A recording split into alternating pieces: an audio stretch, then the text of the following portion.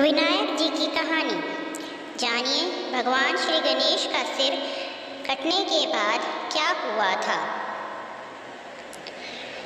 हिंदू धर्म के अनुसार किसी भी कार्य के शुभारंभ से पहले भगवान श्री गणेश की आराधना वंदना की जाती है। ऐसी मान्यता है कि भगवान श्री गणेश की प्रथम आराधना के बिना कोई भी पूजा सफल नहीं हो सकती। ऐसे में सभी देवी देवताओं के पूजन से पहले भगवान श्री गणेश का पूजन किया जाता है। वही प्रथम पूज्य भगवान हैं। लेकिन क्या आपके मन में यह प्रश्न उठा है कि कैसे हुई भगवान गणेश की उत्पत्ति? आखिर भगवान श्री गणेश का सिर क्यों कटा? उनका सिर हाथी का क्यों है? और सबसे महत्वपूर्ण प्रश्न है कि उनका सिर कटने के बाद कहाँ गया? शिव पुराण के अनुसार एक बार माता पार्वती ने स्नान से पूर्व शरीर पर हल्दी का उपटन लगाया था। इसके बाद जब उन्होंने उपटन उतारा तो इससे एक पुतला बना दिया और उसमें प्राण डाल दिए। इस तरह भगवान गणेश की उत्पत्ति हुई।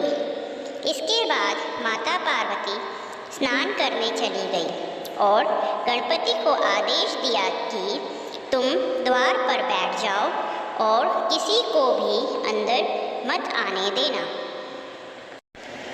कुछ देर बाद वहाँ भगवान शिव आए और कहा कि उन्हें पार्वती जी से मिलना है। द्वारपाल बने भगवान गणेश ने उन्हें अंदर जाने से रोक दिया। इसके बाद शिवगणों और भगवान गणेश के बीच भयंकर युद्ध हुआ, लेकिन कोई भी उन्हें हरा नहीं सका। फिर क्रोधित शिवजी ने अपने त्रिशूल से भगवान गणेश का सिर काट डाला। जब माता पार्वती को इस बात का पता चला तो वे रोने लगी और प्रलय करने का निश्चय कर लिया। इससे देवलोक भयभीत हो उठा। फिर देवताओं ने उनकी स्तुति कर उन्हें शांत किया।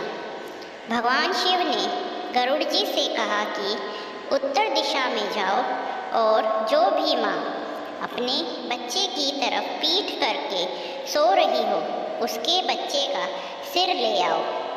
गरुड़ जी की काफ़ी देर बाद तक ऐसा कोई नहीं मिला। अंततः एक हथनी नजर आई। हथनी का शरीर ऐसा होता है कि वो बच्चे की तरफ मुंह करके नहीं सो सकती। तो गरुड़ जी उस शिशु हाथी का सिर काट कर ले आए। शिवजी ने उसे बालक के धड़ पर रखकर उन्हें पुनः जीवित कर दिया। पार्वती उसे पुनः जीवित देखकर बहुत खुश हुई और तब समस्त देवताओं ने बालक गणेश को आशीर्वाद दिए। भगवान शिव ने उन्हें आशीर्वाद दिया कि किसी भी मांगलिक कार्य की शुरुआत अगर गणेश पूजा से होगी तो वो सफल होगा। उन्होंने गणेश जी को अपने समस्त गणों का अध्यक्ष घोषित करते हुए आशीर्वाद दिया कि विघ्न नाश करने में गणेश जी का नाम सर्वोपरि होगा। इसलिए भगवान गणेश को विघ्नहर्ता भी कहा जाता है। भगवान श्री गणेश का सिर कटने के बाद कहाँ रखा गया? भगवान श्री गणेश का सिर कटने के बाद एक गुफा में रखा गया। मान्यता है कि भगवान शिव ने गणेश जी के सिर को सुरक्षित एक गुफा में रख दिया था, जिसे पाताल भुवनेश्वर गुफा के नाम से जाना जाता है। यह गुफा उत्तराखंड के पिथौरागढ़ में स्थित है। पाताल भुवनेश्वर गुफा भक्तों की आस्था का केंद्र है। इस गुफा में भगवान गणेश की प्रतिमा भी स्थापित की गई है। भगवान श्री गणेश जी की गुफा की खोज आदि शंकराचार्य ने की थी। पाताल भुवनेश्वर गुफा में भगवान गणेश के कटे शिला रूपी सिर के ठीक ऊपर 108 पंखुड़ियों वाला ब्रह्म कमल सुशोभित है। ब्रह्म कमल से पानी भगवान गणेश के शिलारूपी मस्तक पर दिव्य बूंद की तरह टपकता है। मुख्य बूंद आदि गणेश के मुख में गिरती हुई दिखाई देती है। मान्यता है कि यह ब्रह्म कमल भगवान शिव ने ही यहाँ स्थापित किया था।